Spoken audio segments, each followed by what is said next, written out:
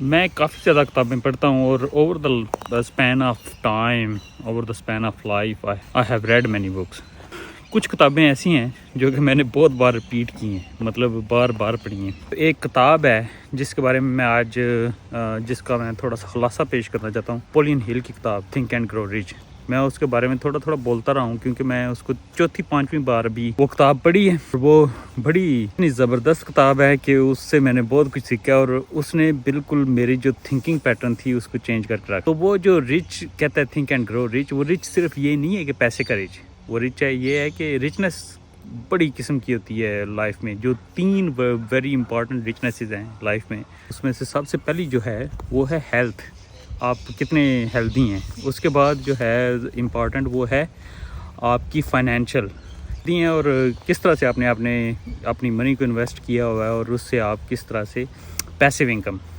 پھر اس کے بعد آتی ہے نمبر پہ اسپرچول کیا ہوتی ہے کہ جو آپ کی رچنس ہے with respect to connecting with the God, اور جو کہ ہم لوگوں کو جس نے پیدا کیا اور جو ہم لوگوں کو پال رہی ہے. تو وہ جو اسپرچول ہوتی ہے وہ آپ کی ایک تو ایج کے ساتھ آتی ہے اور دوسرا آتی ہے آپ اس کو امپروو کرتے رہتے ہیں اوور دا لائف ٹائم. تو وہ جو ساری یہ قسم کی رچنسز ہیں، یہ وہ نپولین ہل کہتا ہے کہ وہ کس طرح سے آپ اس کو through your thoughts or the things جو کہ آپ کو امپروو کر سکتی ہیں اور آپ کو لے کے جا سکتی ہیں اس کی طرف، ڈیفینیٹ رچنس کی طرف. تو یہ جو ساری قسم کی رچز ہیں یہ آپ کی زندگی میں آتی ہیں آپ کے تھاٹ پیٹرن سے، کہ آپ کس طرح سے سوچتے ہیں اور آپ کس طرح سے امپلیمنٹ کر سکتے ہیں اس چیز کو. تو اس میں وہ 13 سٹیپس بتاتا ہے، جو نپولین ہل ہے وہ 13 سٹیپس ڈیفائن کرتا ہے کہ 13 سٹیپس ہیں جن کے تھرو آپ وہ اٹین کر سکتے ہیں ڈفرینٹ قسم کی ریچز. اس میں جو سب سے پہلا سٹیپ ہے وہ سٹیپ ہے اس کا ڈیزائر کا مطلب یہ ہے خواہش کا مطلب یہ ہے کہ برننگ ڈیزائر. تو وہ برننگ ڈیزائر آپ کی اسپرچولی اس طرح سے ہو سکتی ہے کہ میں نے اسپرچولی ہے وہ اتنا اٹین کرنا ہے، یعنی کوئی آپ کی بک ہے جس کو آپ نے پڑھنا ہے یا کوئی آپ کا ایک منزل ہے جس تک آپ نے جانا ہے، تو وہ اٹین آپ کر سکتے ہیں. پھر اس کے بعد ریچز میں جو فائنینشیل ہے اس میں یہ ہے کہ آپ کا گول ہو سکتا ہے کہ میں نے اتنا پیسہ کمانا ہے یا اتنی تنخواہ پہ میں نے جانا ہے. پھر اس کے بعد جو فزیکل ہے اس میں یہ ہے کہ میں نے اپنا ویٹ اتنا لوز کرنا ہے یا میں نے اپنے آپ کو اسٹرانگ اتنا بنانا ہے. تو یہ ساری ڈیزائر کی قسمیں ہیں. لیکن برننگ ڈیزائر کا مطلب وہ یہ کہتا ہے کہ برننگ ڈیزائر وہ ڈیزائر ہوتی ہے جو کہ آپ کو اٹھ کے کچھ کرنے پہ، ایکشن پہ مجبور کر دیں. ویسے تو آپ کے خیالات ہوتے ہیں، خواہشات ہوتی ہیں، آپ بڑے ارمان بھی ہوتے ہیں، لیکن ان ارمانوں کا کوئی فائدہ نہیں ہے جب تک وہ آپ ایکشن میں اس کو تبدیل نہ کریں.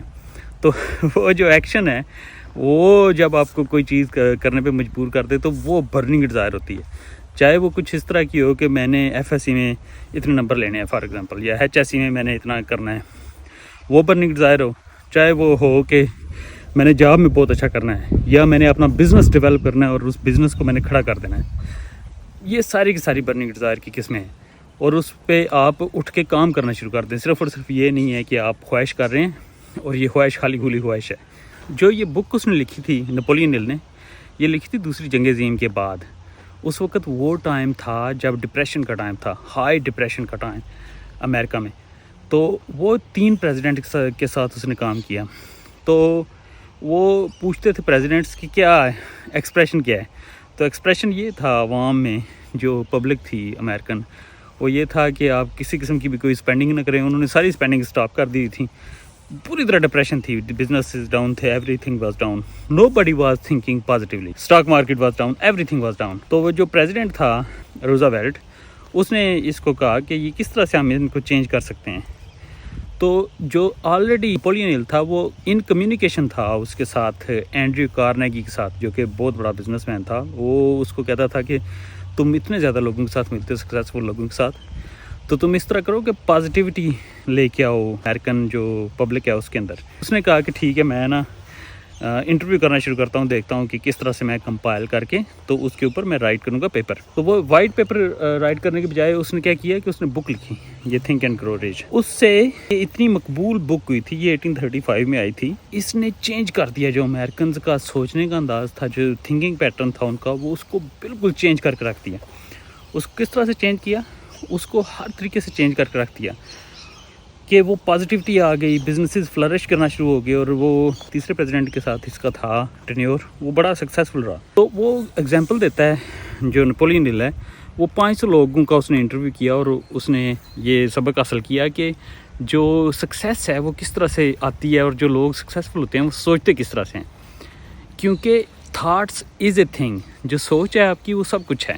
جو دماغ ہے, جو سوچ ہے, جس طرح سے آپ سوچتے ہیں اسی طرح سے آپ امپلیمنٹ کرتے ہیں. اگر آپ نیگیٹو سوچ رہے ہیں تو آپ نیگیٹو چیزیں کریں گے, اگر آپ پازیٹیو سوچ رہے ہیں تو آپ پازیٹیو چیزیں کریں گے. تو اس چیز کو وہ لے کے گیا اور اس نے دیکھا کہ کس طرح سے وہ ڈیولپ کرتے ہیں اپنے بزنسز کو, جو 500 سکسیزفل بزنس تھے. تو وہ جو پہلا اصول ہے برننگ ڈیزائر کا, اس میں وہ کہتا ہے کہ ایگزامپل دیتا ہے ایڈورڈ سی بارنز کی. ایڈورڈ سی بارنز کون تھا؟ ایڈورڈ سی بارنز تھا اس کا بزنس پارٹنر تھا اس کا تھامس ایڈیسن کا. وہ کس طرح سے تھامس ایڈیسن کا بزنس پارٹنر بنا؟ وہ گیا تھامس ایڈیسن کے پاس, اس نے سب سے پہلے پڑھتا رہتا تھا اس کے بارے میں, تھامس ایڈیسن کے بارے میں. تھامس ایڈیسن اس وقت جو 1800 تھے اس وقت وہ بوڑھا ہو چکا ہوا تھا, لیکن اس نے بہت زیادہ ایجادات کی ہوئی تھیں. اس کی ایجادات کی وہ یعنی بلب ہے, اس کے بعد فون بھی اس نے ایک ایجاد کیا تھا جس کو اس نے ایڈی فون کہا تھا. پھر اس کے بعد اور بھی بہت ساری ایجادات تھیں جو کہ اس نے کی تھی. تو اس کی بڑی خواہش تھی کہ میں جا کے اس کا بزنس پارٹنر بنوں, لیکن تھامس ایڈیسن کی اپنا بزنس اس نے اسٹیبلش کر لیا ہوا تھا اور اس کی اپنی ٹیم تھی. یہ جو ہمارے بارنز صاحب ہیں یہ پہنچ جاتے ہیں ایڈیسن کے پاس اور اس کو جا کے کہنا چاہتے ہیں کہ میں بزنس پارٹنر بننا چاہتا ہوں. جانے سے پہلے جو ایڈورڈ سی بارنز ہے وہ اتنا غریب تھا کہ اس کے پاس ٹکٹ کے پیسے بھی نہیں تھے. جو ٹرین کا ٹکٹ ہے نا کہ وہ جانا ہے ایڈیسن کے پاس جا کے تو اس کو ملنا ہے, اس کے بھی اس کے پاس پیسے نہیں تھے. تو اس نے کیا کیا کہ وہ سوچتا رہا کہ میں کس طرح سے اس کے پاس جاؤں اور جا کے تو میں اس طرح سے اس کا بزنس پارٹنر بنوں.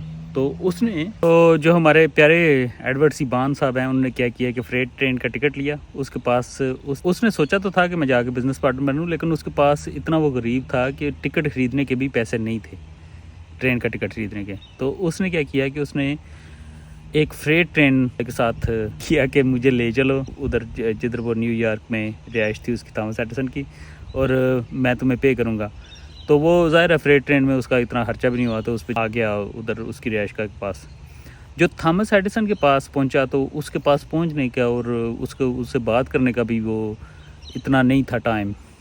تو لیکن ایک دن اس نے موقع پا کے اس کے آفس میں گیا اور اس سے ریکویسٹ کی کہ میں تمہارا بزنس پارٹنر بننا چاہتا ہوں. اس نے کہا کہ تمہارے پاس کتنے پیسے ہیں؟ اس نے کہا میرے پاس تو کوئی پیسہ نہیں ہے, لیکن مجھے یقین ہے کہ میں تمہاری ہیلپ کر سکتا ہوں. وہ جو تھامس ایڈیسن ہے وہ کہتا ہے کہ میں نے اس کی آنکھوں میں وہ چمک دیکھی تھی, اس کی ڈیزائر اتنی اسٹرانگ تھی اور اتنی برننگ ڈیزائر تھی کہ میں نے تہیہ کیا کہ میں اس کو موقع دیتا ہوں. اس نے موقع اس کو کیا دیا؟ اس نے موقع دیا کہ تم میرے گھر میں رہو اور میرے گھر کے کام کاج کر لیا کرو یا آفس کے کام کاج کر لیا کرو. وہ جو ہسٹری کی بکس میں ملتا ہے وہ ملتا ہے ایز اے سویپر اس کو جاب دی تھی, لیکن ایز اے سویپر نہیں تھی, اس کا وہ سارا وہ مینیج کرتا تھا گھر کا. تو وہ 2-3 سال وہ کرتا رہا مینیج, اور وہ دیکھتا رہا کہ کس طرح سے وہ تھامس ایڈیسن کام کرتا ہے. تو وہ تھامس ایڈیسن نے اس وقت ایڈی فون پہ کام کر رہا تھا. تو وہ ایڈی فون آلریڈی وہ گرام بیل کی وجہ سے نا وہ انوینشن آؤٹ تھی اور وہ لوگ یوز کر رہے تھے, لیکن تھامس ایڈیسن وہ ایک ڈفرینٹ قسم کا فون کرنے کی کوشش کر رہا تھا. لیکن جو اس کی مارکیٹنگ ٹیم تھی, جو اپنا اس کا بزنس تھا ایڈیسن کا, وہ تھامس ایڈیسن کو انہوں نے آگے بتایا. اس وقت تھامس ایڈیسن ٹھیک ٹھاک بوڑھا ہو چکا ہوا تھا کہ بھائی یہ کامیاب نہیں ہو سکتا جو آپ کا آئیڈیا ہے, اور اس آئیڈیا کو آپ کو شیلف کرنا پڑے گا. تو لیکن ایڈیسن کا ظاہر ہے وہ آئیڈیا تھا اور اس نے وہ پروڈکٹ ڈیولپ کیا ہوا تھا, اس کو وہ بیچنا چاہتا تھا. یہ جو بارنز صاحب ہیں یہ کس کو کہتے ہیں کہ یار تم اس طرح کرو کہ میرے ساتھ وہ پارٹنرشپ کر لو اور میں تمہارا وہ مارکیٹنگ کا بن جاتا ہوں اور میں کروں گا. میں تمہارے پاس جاب نہیں کرنا چاہتا, میں تمہارا بزنس پارٹنر بننا چاہتا ہوں. تو اس نے کہا کہ ٹھیک ہے, تم نے اس کو اگر مارکیٹنگ کر سکتے ہو اس کی ایڈی فون کی اور اس کو بیچ سکتے ہو تو بیچنا شروع کر دو. ادھر سے وہ ایڈورڈ سی بارنز کا بزنس شروع ہوا, جو کہ بعد میں بہت بڑا بزنس بنا اور وہ بہت بڑا وہ ملینئر اور بلینئر بھی بنا امریکن ہسٹری میں. لیکن وہ تھا جو ابتدا تھی وہ برننگ ڈیزائر سے تھی.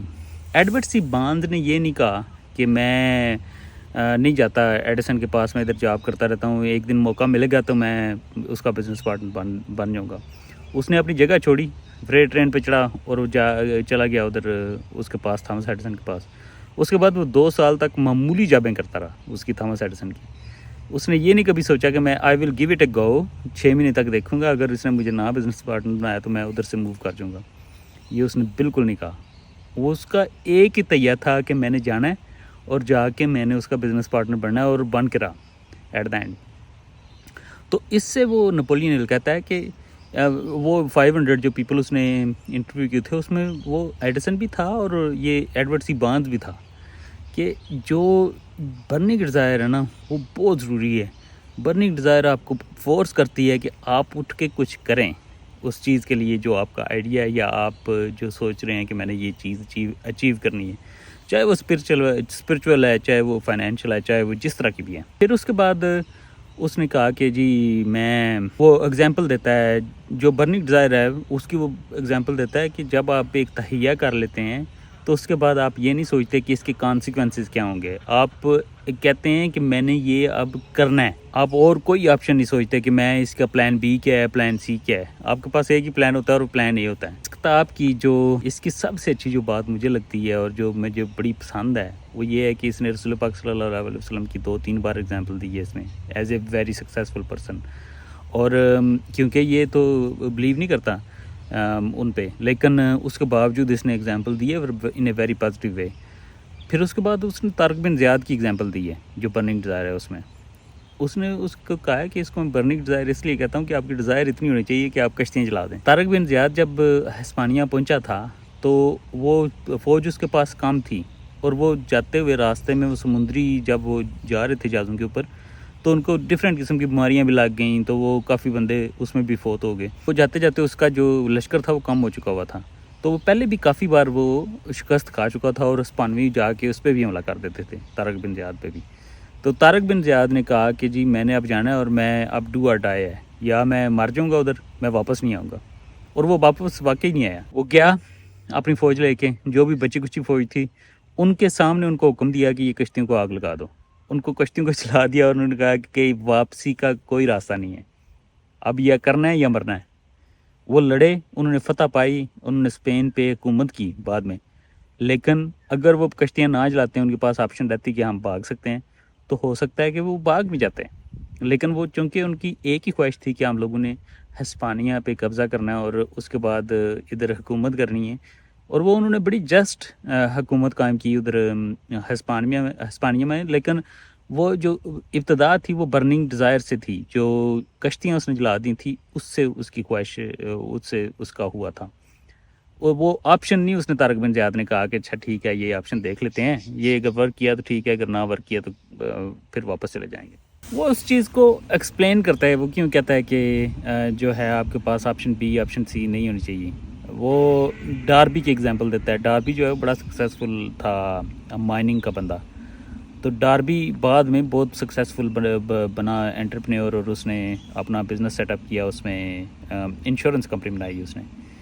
تو وہ ڈاربی نے جو ہے وہ 3 فٹ فرام گولڈ، اس کی سٹوری ہے کہ اس نے گولڈ ایک مائن تھی، اس کو مائن کرنا شروع کیا، اور وہ بہت سارا پیسہ اس نے کمایا اور بڑی مشینیں خرید لیں، اور اس کے بعد اچانک سے جو گولڈ کا ذخیرہ تھا وہ ختم ہو گیا، وہ گولڈ نکلنا بند ہو گیا، وہ بالکل وہ پیور زمین تھی، لیکن اس کو پتہ تھا کہ ادھر گولڈ ہے، تو وہ ڈگ کرتا رہا، اس کے پیسے ویسٹ ہوتے رہے اس میں ڈگ کرنے کے دوران۔ تو اس نے ایک پوائنٹ پہ پہنچ کے تہیہ کر لیا کہ میں نے اب اس سے زیادہ اس کو ڈگ نہیں کرنا، وہ چھوڑ کے تو واپس آ گیا اور کباڑیے کو سامان بھیج دیا۔ اس نے اپنا جو بزنس تھا، ورک شاپ ایک بنائی ہوئی تھی، اس میں کام کرنا شروع کر دیا۔ وہ اس سٹوری کی طرف پھر سے آتے ہیں کس طرح سے وہ انشورنس ایجنٹ بنا، لیکن جو کباڑیہ تھا نا، کباڑیہ بڑا ذہین بندہ تھا، وہ ینگ بندہ تھا، اس کو پتہ تھا کہ ادھر وہ گولڈ ہے، اور ادھر سے اس نے بڑا پیسہ کمایا، اور اس نے ساری یہ مشینیں وغیرہ خریدی تھی اسی سے گولڈ سے، تو اس نے تہیہ کیا کہ میں جا کے تو ادھر مائننگ کروں گا، لیکن وہ چونکہ تھوڑا سمارٹ بندہ تھا تو اس نے کیا کیا کہ اس نے ایک جیو ٹیکنیکل انجینئر ہائر کیا، اور اس کو کہا کہ یہ جگہ ہے، اس کا مجھے نا انالیسس کر کے بتاؤ۔ اس نے انالیسس کیا تو پتہ چلا کہ وہ جو ڈاربی تھا وہ صرف اور صرف 3 فٹ فرام دا گولڈ وہ واپس چلا گیا تھا۔ تو وہ کہتا ہے کہ جو آپ کی سکسیس ہے، وہ سکسیس آپ کو ٹیسٹ کرتی ہے by giving you test of failure. یہ ہم لوگوں کے ساتھ بھی اکثر ہوتا ہے کہ ہم لوگ جب ایک ایسے پوائنٹ پہ پہنچ جاتے ہیں، ہم کہتے ہیں یار کیا کرنا ہے اس کام کا، میں اس کام میں کر کے میں نا بس فیڈ اپ ہو گیا ہوں، اور اس کے بعد آپ سکسیزفل ہو جاتے ہیں اچانک۔ لیکن اگر آپ اس موقع پہ کوئٹ کر دیتے تو وہ ساری جتنی بھی آپ نے ایفرٹ کی ہوئی ہے وہ ضائع ہو جاتی، اور اس کے بعد آپ کچھ اور کر رہے ہوتے ہیں. تو وہ اس لیے ضروری ہے کہ آپ اس کو یہ دیکھیں کہ آپ نے کوئٹ نہیں کرنا کسی بھی اسٹیج پہ. کباڑیا تھا وہ بعد میں بہت بڑا بزنس مین بنا اور اس نے بڑا پیسہ کمایا اور وہ one of the best mining جو کہتے ہیں نا مینیجرز اور مائننگ بزنس مین بنا. تو اس نے کوئٹ نہیں کیا اور اس نے جا کے تو وہ ایفرٹ لگا دی اپنی, اور اس کی بھی ڈیزائر تھی کہ میں کچھ ایسا اچیو کروں جس طرح سے ڈاربی نے کیا, لیکن اور وہ ڈاربی نے خود ہی اس کو وہ موقع فراہم کر دیا. پھر ڈاربی کی طرف آتے ہیں. ڈاربی اس وقت ظاہر ہے 1930s میں جو پیپل آف کلر تھے بیچارے, ان کا کوئی اتنی اوقات بھی نہیں تھی. وہ ایک ایگزامپل دیتا ہے وہ ڈاربی کا بھی اس نے انٹرویو کیا تھا اور اس بندے کا بھی انٹرویو کیا تھا, سب کے اس نے انٹرویو کیے تھے جو 500 سکسیسفل پیپل تھے. تو ڈاربی نے اس کو یہی بتایا کہ میرے یہ 2 سبق تھے, 3 feet فرام دا گولڈ, کہ آپ نے کبھی بھی کوئٹ نہیں کرنا. آپ کا جو خواب ہے, آپ کا جو جنون ہے, اس کے اوپر آپ نے لگے رہنا ہے. اگر آپ لگے رہیں گے تو آپ سکسیزفل ہو جائیں گے ایک دن. اگر آپ کوئٹ کر دیں گے تو آپ نے کوئٹ کر دیا. تو وہ ڈاربی کہتا ہے کہ ایک دن وہ کام کر رہا تھا تو ایک بچی آئی فرام پیپل آف کلر, یا آپ کہہ سکتے ہیں کہ کالی بچی تھی, جو کہ آئی اس کے پاس آ کے تو اس کہتی ہے کہ میری مام کو نا 50 سینٹس چاہیے. 50 سینٹس اس وقت بہت بڑی رقم تھی. تو وہ ڈاربی نے اس کو کہا کہ میرے پاس نہیں ہے, تم چلی جاؤ. تو اس کے بعد پھر وہ کام میں مصروف ہو گیا. گھنٹہ اپنا کام کرتا رہا. گھنٹے کے بعد اس نے نظر اٹھا کے دیکھی تو وہ بچی ابھی بھی ادھر ہی کھڑی تھی. اس نے اس کو کہا کہ دفعہ ہو جو, میں نے تمہیں بتایا بھی ہے کہ میرے پاس نہیں ہے اس وقت, میں نہیں دے سکتا. اس نے کہا my mom wants 50 cent, I will not go without 50 cents. کہتا ہے اس کی آواز میں اتنی ڈٹرمینیشن تھی کہ میں نے اس کو 50 سینٹس اسی وقت نکال کے دے دیے کہ یہ اس کے بغیر واقعی ہی نہیں جائے گی. اس کے بعد اس نے انشورنس کا بزنس شروع کیا, اور یہ 2 سبق تھے جو کہ اس کی لائف میں تھے, کہ ایک کہ آپ نے کبھی بھی کوئٹ نہیں کرنا, آپ نے کبھی بھی ہار نہیں ماننی, اور دوسری پرسسٹنس, کہ آپ نے ڈٹائی کے ساتھ یا اپنی ڈٹرمینیشن کے ساتھ, ڈٹائی کی ڈٹرمینیشن ہی ہے, آپ نے لگے رہنا ہے. بس آپ لگے رہیں گے تو آپ سکسیزفل ہو جائیں گے. تو وہ بہت سکسیزفل بعد میں وہ بزنس مین بنا ہے. تو یہ ڈیزائر کا تھا.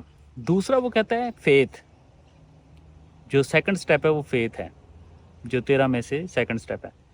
تو فیتھ کا کیا ہے کہ فیتھ کا یہ ہے کہ آپ کو ان ویورنگ بلیو ہونا چاہیے, فیتھ ہونا چاہیے اپنے آپ پر, اپنی صلاحیتوں پہ, اللہ تعالیٰ نے آپ کو جو عطا کیا اس پہ, اور اللہ تعالیٰ کی ذات پہ بھی, کہ اگر آپ کرتے رہیں گے تو اللہ تعالیٰ کی ذات آپ کی مدد کے لیے آئے گی.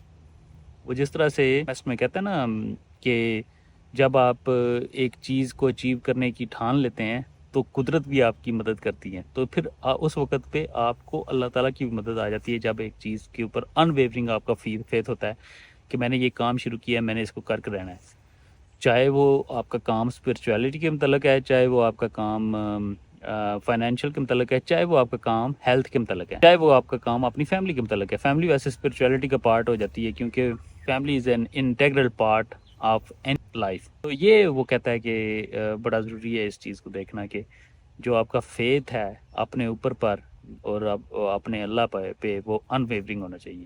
اور چونکہ آج کل کے زمانے میں یہ جدھر ہم رہتے ہیں, جو میں نے دیکھا ہے جس طرح سے ہمارے مولوی حضرات ہوتے تھے بچپن میں, وہ بہت خوش رہتے تھے. وہ کوئی اتنے زیادہ امیر بندے بھی نہیں تھے, لیکن اس کے باوجود وہ they were happy people, they were very happy people. ادھر بھی میں دیکھتا ہوں جو کرسچنس کے ہیں وہ کوئی اتنے امیر بندے نہیں ہوتے, لیکن they are very happy people and they are successful in their own. تو فیتھ ہونا بہت ضروری ہے آپ کا اپنے اوپر اور اپنی ذات کے اوپر, اللہ تعالیٰ کی ذات کے اوپر, اور اپنے آئیڈیاز کے اوپر, جو آپ کے تھاٹس ہیں, جو آپ کے خیالات ہیں, ان کے اوپر آپ کا فیتھ ہونا بہت ضروری ہے کہ جو آپ اچیو کرنا چاہ رہے ہیں وہ آپ اچیو کر لیں گے اگر آپ اس میں لگے رہیں تو. اچھا, وہ نیپولین ہل جو ہے وہ ڈیزائر کو پکا کرنے کا بھی طریقہ بتاتا ہے. وہ کہتا ہے کہ کس طرح سے آپ اپنی ڈیزائر کو پختہ کر سکتے ہیں. اس کا سب سے پہلے یہ ہے کہ آپ اپنے آپ کو یہ ذہن میں بٹھا لیں کہ آپ کے ذہن میں ہے کیا, آپ نے اچیو کیا کرنا ہے. وہ اچیومنٹ آپ کی ہو سکتی ہے ریچز کے متعلق, وہ اچیومنٹ آپ کی ہو سکتی ہے اسپرچول کے متعلق, وہ کسی بھی چیز کے متعلق ہو سکتی ہے, لیکن آپ کے ذہن میں ڈیفینیٹلی ہونا چاہیے کہ آپ نے اچیو کیا کرنا ہے. یا آپ نے اگر پیسہ لینا ہے تو وہ کتنا ہونا چاہیے, اور اگر آپ نے تنخواہ ایک لینی ہے تو کتنی ہونی چاہیے, یا بزنس آپ نے گرو کرنا ہے تو وہ کتنا گرو کرنا ہے. تو وہ ایک ڈیفینیٹ نمبر آپ کے ذہن میں ہونا چاہیے, یا ڈیفینیٹ ایک چیز ہونی چاہیے جو کہ آپ کے ذہن میں ہے جو آپ نے اچیو کرنی ہے. دوسرا وہ کہتا ہے کہ ایک وہ ڈیٹ ہونی چاہیے جس کو آپ یہ چاہتے ہیں. اگر آپ ڈیٹ نہیں رکھیں گے تو آپ اس کی طرف کام نہیں کریں گے کہ میں نے 1 سال کے اندر اندر ادھر پہنچنا ہے. تیسرا وہ کہتا ہے کہ آپ اس کا وہ یہ دیکھیں کہ آپ نے پہنچنا کیسے ہے, یعنی آپ کی وہیکل, آپ کا ٹول کیا ہوگا, آپ کریں گے کیا, آپ سروس پرووائڈ کریں گے, آپ کیا کریں گے. چوتھا وہ کہتا ہے کہ آپ اس کے بارے میں پلان کریں کہ آپ کو پتہ ہے آپ نے اچیو کیا کرنا ہے, آپ کو پتہ ہے آپ نے کتنے ٹائم میں کرنا ہے, آپ کو پتہ ہے کہ آپ نے کس طرح سے کرنا ہے. تو چوتھا یہ ہے کہ آپ اپنا پلان کریں. پھر اس کے بعد وہ کہتا ہے کہ پانچواں سٹیپ یہ ہے کہ آپ یہ سارے کا سارا ایک کنسائز 1 سینٹینس میں لکھ لیں کہ میں نے اپنے بزنس کو اس پوائنٹ تک لے کے جانا ہے اگلے سال تک, اور اس کو میں نے اس طرح سے کرنا ہے کہ میں نے سروس یہ پرووائڈ کرنی ہے کہ میں نے فار ایگزامپل اپنی ایک کنسلٹینسی ہے جس کو میں نے اتنے تک لے کے جانا ہے, اور میں نے انجینئرنگ سروسز پرووائڈ کرنی ہے فار ایگزامپل. یہ آپ لکھ کے رکھ لیں اور اس کو روز رپیٹ کریں. روز آپ رپیٹ کریں گے نا تو وہ آپ کے ذہن میں فکسیٹ ہو جائے گا کہ آپ نے 1 سال کے اندر اندر اپنی کنسلٹینسی کو, اپنی انجینئرنگ کنسلٹینسی کو اس پوائنٹ تک لے کے جانا ہے. تو اس کو آپ اچیو بھی کر لیں گے.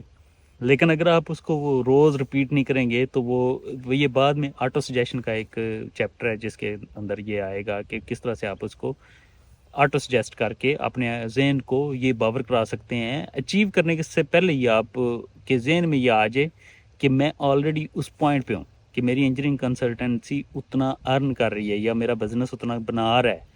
تو وہ اگر جب آپ کر لیں گے تو آپ کے پاس کے ذہن میں آلریڈی وہ حق آ گیا ہوا ہے, تو اس کے لیے آپ کام بھی کرنا شروع کر دیں گے. اس میں وہ کہتا ہے کہ جتنی بھی کمپنیاں بنی ہیں, یہ ابھی جو اسٹیل کارپوریشن تھی اس وقت, یا ابھی آج کی ہم اگزامپل لے لیتے ہیں, جو بڑی بڑی کمپنیاں ہیں جس طرح فیس بک ہے یا گوگل ہے یا کچھ بھی ہے, وہ ساری کی ساری فیتھ کی وجہ سے بنی ہیں.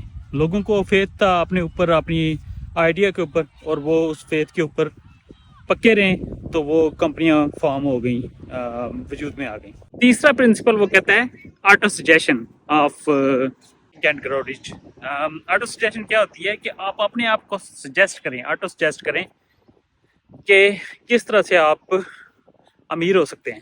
آٹو سجیشن آج کے جو ورڈز ہے یا آج کی جو دنیا, اس میں آٹو سجیشن کہتے ہیں اس کو کہ آپ کا سب کانشیس مائنڈ. سب کانشیس مائنڈ کیا ہوتا ہے؟ ایک ہوتا ہے ایکٹیو مائنڈ. ایکٹیو مائنڈ وہ مائنڈ ہوتا ہے جو کہ آپ کا only 5% of the time active ہوتا ہے, یا اونلی 5% آف دا تھاٹس جو ہیں وہ اس سے گورن ہو سکتے ہیں, اس سے زیادہ نہیں ہو سکتے کیونکہ وہ کیپیسٹی نہیں ہوتی. 95% آف دا جو تھاٹس ہیں وہ سارے کے سارے آپ کو آٹو پہ آتے ہیں, اور وہ سب کانشیس مائنڈ ہوتا ہے. سب کانشیس مائنڈ کو آپ ٹرین کر سکتے ہیں. سب کانشیس مائنڈ کو آپ یہ سجیسٹ کر سکتے ہیں کہ میں کیا کر رہا ہوں. تو نپولین ہل کہتا ہے کہ سب کانشیس مائنڈ جو ہے وہ لائک اسپانج ہے, اس نے کچھ نہ کچھ تو ابزارو کرنا ہی کرنا ہے. وہ نیگیٹو بھی ابزارو کر سکتا ہے اور پازیٹیو بھی کر سکتا ہے. یہ آپ پہ ڈپینڈ کرتا ہے کہ آپ کیا اس سے کام لیتے ہیں. تو اگر آپ نیگیٹو سوچیں گے, نیگیٹو تھاٹس ہوں گے, نیگیٹو ہوں گے کہ وہ جس طرح ہوتا ہے کہ یار بدقسمتی نے میرا احاطہ کیا ہوا ہے, یا میں تو ہوں ہی اس طرح کا, میرے لیے تو مطلب یہ میرے ساتھ ہی کیوں ہوتا ہے. ہر بندہ یہی سوچتا ہے کہ یہ میرے ساتھ ہی کیوں ہوتا ہے. تو اس کو وہ کہتا ہے کہ جب آپ نیگیٹو سوچیں گے تو آپ کا ذہن جو ہے وہ نیگیٹو ہی کنسیو کرے گا, اور آپ آٹومیٹکلی نیگیٹو ہی کریں گے. لیکن اگر آپ پازیٹیو کنسیو کریں گے, آپ پازیٹیو سوچیں گے, آپ کی سوچ پازیٹیو ہوگی, تو آپ کا مائنڈ آٹومیٹکلی پازیٹیو سوچے گا. پازیٹیو آپ کریں گے اور پازیٹیو ہی آپ کا ایکشن ہوں گے اگر آپ پازیٹیو سوچیں گے. تو یہ سارے کا سارا آپ کی سوچ پہ ڈپینڈ کرتا ہے کہ آپ کس طرح سے اس کو سوچ رہے ہیں اور کس طرح سے اس کو کنسیو کر رہے ہیں. تو آٹو سجیشن میں یہ ہوتا ہے کہ آپ اپنی ہیلپ کر سکتے ہیں کہ آپ اپنی ہیبٹس ڈیولپ کر لیں on the basis of positive thoughts instead of negative thoughts. وہ کس طرح سے آپ کر سکتے ہیں؟ آپ اپنے آپ کو روز باور کرائیں کہ میں نے سکسیزفل ہونا ہے.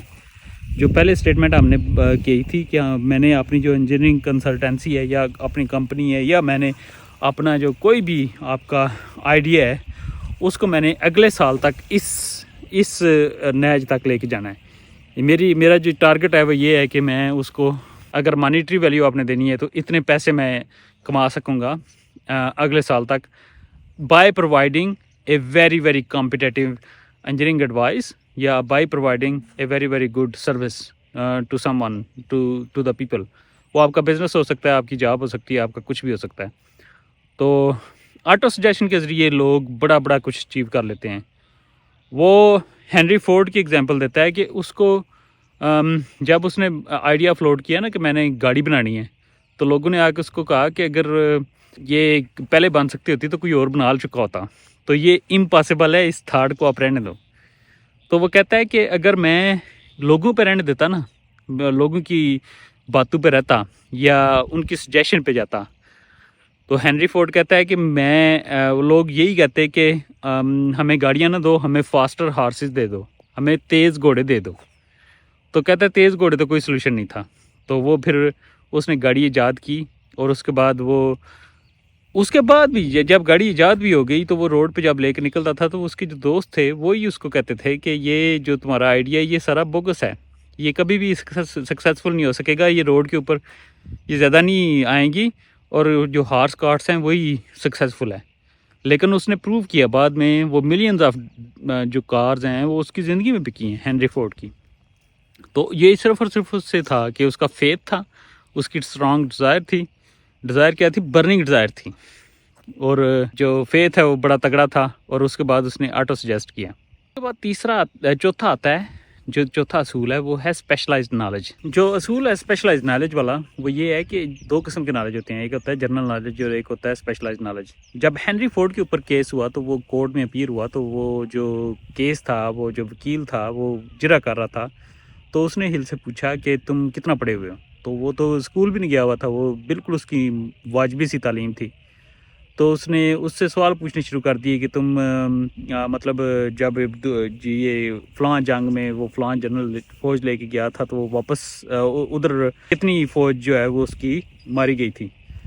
تو اس نے کہا کہ مجھے یہ تو نہیں پتا کہ کتنی فوج ماری گئی تھی, لیکن مجھے یہ پتا ہے کہ جتنی فوج وہ لے گیا تھا اس سے بہت کم وہ واپس لے کے آیا. تو وہ جنرل نالج جو ہے وہ جنرل ہوتا ہے, اور وہ آپ گوگل کر سکتے ہیں آج کے زمانے میں, یا وہ آپ کو آسانی سے ٹپس پہ ہوتا ہے. ہینری فورڈ نے بھی یہی کہا, اس نے کہا کہ جو اسپیشلائزڈ نالج ہے وہ میری کی ہے, میرا سبجیکٹ ہے کاریں, مجھ سے کاروں کے بارے میں پوچھو کہ کس طرح سے وہ وہیکل بنتی ہے اور کون سا اصول ہے اس کا. یہ جو جنرل نالج کے سوال تم مجھے پوچھ رہے ہو, میرے پاس 20 پیپل ہیں جو کہ اسپیشلائزڈ ہیں اپنے اپنے ایریا میں, اور وہ کسی بھی وقت میں ان کو جب بھی کہوں وہ جسٹ ایک فون کال پہ مجھے آ کے وہ سارے کے سارے جواب دے سکتے ہیں جو تم سوال کر رہے ہو. تو میں اپنا مائنڈ کیوں ان چیزوں سے, فضول چیزوں سے بھروں جو کہ پہلے ہی جنرل نالج ہے. تو وہ جنرل نالج جو ہے اس کے بارے میں آپ کو وری کرنے کی ضرورت نہیں ہے. Specialized knowledge is the most important thing. جو پاکستان انڈیا کا کلچر ہے وہ رٹا کلچر ہے. رٹا کلچر کیا ہے کہ آپ نے جو چیزیں پہلے ہو چکی ہوئی ہیں, جو کتابیں پہلے لکھی جا چکی ہیں, ان کو رٹا مار کے سبق یاد کر کے تو وہ امتحانوں میں لکھتے ہیں. وہ جنرل نالج ہے. ادھر جو یونیورسٹیاں وہ سکسیزفل کیوں ہوتی ہیں؟ کیونکہ وہ نیو تھاٹس کو پروموٹ کرتی ہیں. وہ چاہے فضول ترین تھاٹ ہو, لیکن وہ new thought is important. Don't go on the basis of what already is there or what already is known. You can apply that, you can get inspiration from that, لیکن اس کو آپ بیس نہیں بنا سکتے. اس کو آپ یاد کر کے تو آپ یہ نہیں کہہ سکتے کہ میں بڑا سکسیزفل ہو گیا ہوں اور بڑا کامیاب ہو گیا. تو اسپیشلائز نالج ہونا چاہیے. اسپیشلائز نالج ہی تھا جس کی وجہ سے گوگل پیدا ہوئی, امیزون پیدا ہوئی. آج کے زمانے میں تو ہے ٹیسلا, وہ بھی اسپیشلائز نالج ہے. وہ بندہ کوئی بہت قابل نہیں ہے, بہت لائق نہیں ہے, لیکن ایک آئیڈیا اس کے دماغ میں آیا, اس آئیڈیا کو وہ لے کے چلا. اس کے پاس نالج تھا کہ کس طرح سے کمپیوٹر پروگرامنگ کرنی ہے, اور اس نے وہ بڑا سکسیزفل بزنس سیٹ اپ کر لیا. تو اسپیشلائز نالج وہ کہتا ہے کہ ایک اصول ہے کہ اسپیشلائز نالج ہونا چاہیے اگر آپ نے ریچز کی طرف جانا ہے. جنرل نالج کی پرواہ نہ کریں. اسپیشلائز نالج میں وہ اگزامپل دیتا ہے اس کی اگین ہینری فورڈ کی, کہ اس نے اپنا نالج اپلائی کیا اور اس کے بعد وہ تھاؤزنڈز آف کارز جو ہیں وہ امریکن روڈز کے اوپر تھیں.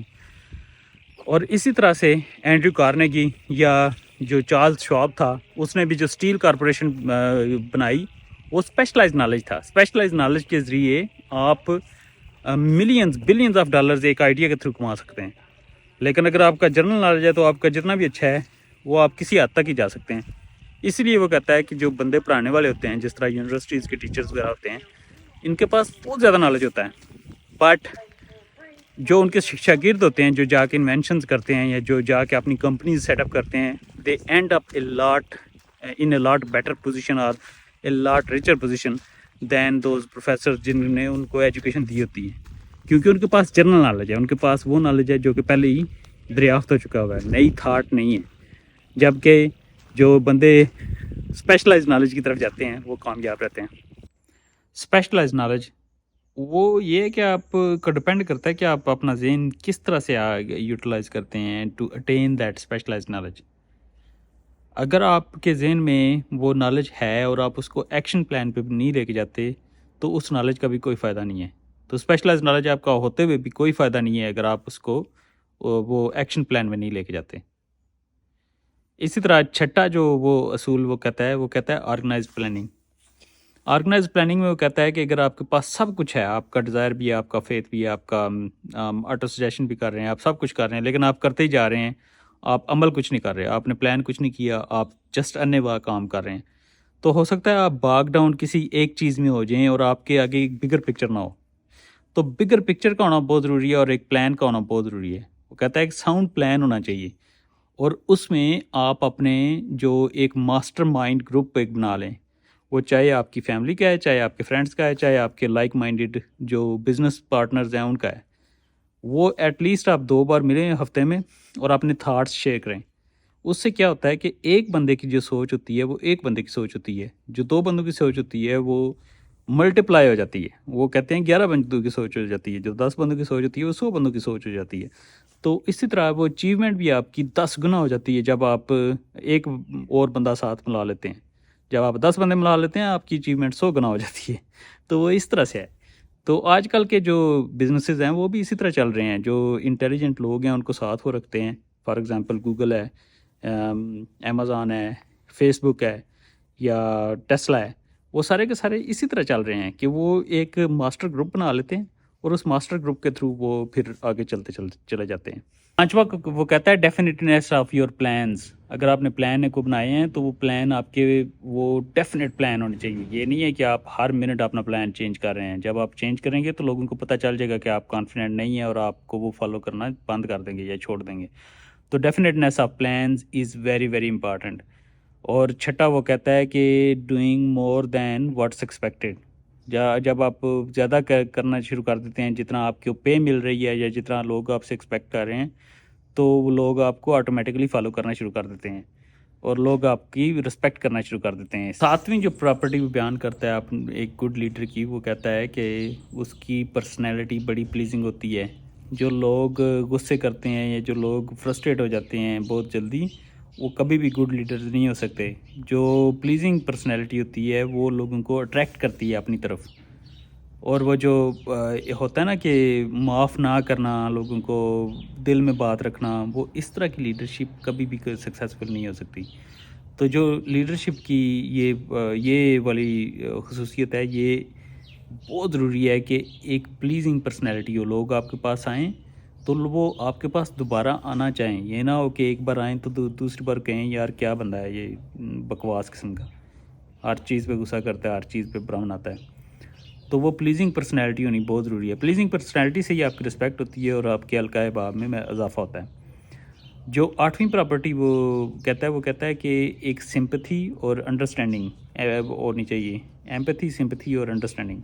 کہ لیڈر جو ہے اس کو انڈرسٹینڈ کرنا چاہیے کہ میرے جو بندے ہیں وہ بھی انسان ہیں، وہ بیمار ہو سکتے ہیں، وہ ان کے ساتھ مسئلے ہو سکتے ہیں، ان کے ساتھ پرابلم ہو سکتی ہیں، ان کو کوئی خاندان میں مسئلہ ہو سکتا ہے، ان کا کوئی بیمار ہو سکتا ہے، ان کو کوئی کام ہو سکتا ہے. تو وہ انڈرسٹینڈنگ بہت ضروری ہے. آلویز پازیٹیولی تھنک کریں لوگوں کے بارے میں کہ لوگ اگر کوئی بندہ غیر حاضر ہے یا نہیں آیا تو وہ وجہ کوئی ڈیفینیٹلی ایسی ہوگی کہ وہ بندہ واقعی نہیں آ سکا. یہ نہیں ہے کہ اس کے اوپر بندے کے اوپر بلیم دے دینا شروع کر دیں کہ یہ تو ہے ہی اس طرح کا. 9th پراپرٹی وہ کہتا ہے ماسٹری آف ڈیٹیل. بندے کو ہر چیز کا پتہ ہونا ضروری نہیں ہے، لیکن اس کو ڈیٹیلز کا پتہ ہونا ضروری ہے. کچھ چیزوں کا، جن چیزوں کے اوپر آپ کام کر رہے ہیں، لیڈر کا بہت ضروری ہے کہ اس کو اس کی ڈیٹیلز کا پتہ ہو. جب آپ کو ڈیٹیلز کا پتہ نہیں ہوتا تو پھر لوگ ڈنڈی مارنا شروع کر دیتے ہیں. جب آپ 2-3 بار اس ڈنڈی کو نہیں پک کر سکتے تو وہ ڈنڈیاں زیادہ ہوتی جاتی ہیں. تو وہ لیڈر کا کام ہے کہ وہ اس کو پک کر لے ٹائم کے اوپر اور اس کے بعد ریکٹیفائی اس کو کرے. تو وہ بڑا ضروری ہے لیڈر کے لیے کہ وہ اس کو اٹینشن آف ڈیٹیل ہو اور جو جس پرپز کے لیے جا رہے ہیں اس کو وہ کلیئر ہو. اگلی وہ خصوصیت کہتا ہے ایزیوم فل رسپانسبلٹی. جو ایک لیڈر ہوتا ہے وہ اپنی جو ایکشنز ہیں ان کی فل رسپانسبلٹی لیتا ہے. یہ نہیں ہے کہ اگر ایک ڈیسیژن لیا ہے اور اس کے اوپر وہ جو ڈیسیژن ہے وہ صحیح ثابت نہیں ہوا تو اس کے بعد وہ بلیم دوسرے لوگوں کو کرنا شروع کر دیتا ہے. لیڈر خود رسپانسبلٹی لیتا ہے, کہتا ہے کہ میں رسپانسبل ہوں اس چیز کے لیے, جس نے بھی کویسچن کرنا ہے آ کے میرے سے کرے. تو جب آپ ایزیوم فل رسپانسبلٹی کرتے ہیں تو آپ لیڈرشپ شو کرتے ہیں. 11واں وہ کہتا ہے کوآپریشن. جو ایک مائنڈ ہے اس سے بہتر ہوتا ہے کہ 10 مائنڈ آپس میں بیٹھے ہوں. جو بزنس ترقی کرتے ہیں وہ مائنڈز کولیکٹیو مائنڈ سیٹ کی وجہ سے کرتے ہیں, نہ کہ ایک سنگل بندے کی وجہ سے. ڈکٹیٹرشپ کی وجہ سے کبھی بھی نہ کوئی ملک ترقی کرتا ہے اور نہ ہی کوئی آرگنائزیشن ترقی کرتی ہے. تو وہ بڑا ضروری ہے کہ کوآپریشن ہو. اور 12ویں پراپرٹی ہے کہ لسننگ, کہ بہت امپارٹنٹ ہے کہ لیڈر جو ہے وہ پوری طرح سنے اپنے جو فالورز ہیں ان کو, جو خاص طور پہ جو اس کے ایڈز ہوتے ہیں جو فرسٹ آ کے اس کو بتاتے ہیں, جو اس کے سیکٹریز ہوتے ہیں یا جو اس کے سیکنڈ انچارج ہوتے ہیں یا اس کا جن کو وہ رسپانسبلٹی دے کے جاتا ہے جب وہ غیر حاضر ہوتا ہے سین سے. تو بہت ضروری ہے کہ وہ ان کی پوری بات سنیں اور اس کے بعد اس پہ ایکشن کریں. جب تک وہ لیڈر کی میں لسننگ نہیں ہوتی, صرف اور صرف وہ بولتا ہی ہے, بلکہ بولنے سے بھی زیادہ لسننگ ہونی چاہیے اس کی لیڈر کی. تو وہ لسننگ کی پراپرٹی بہت ضروری ہے ایک لیڈر میں.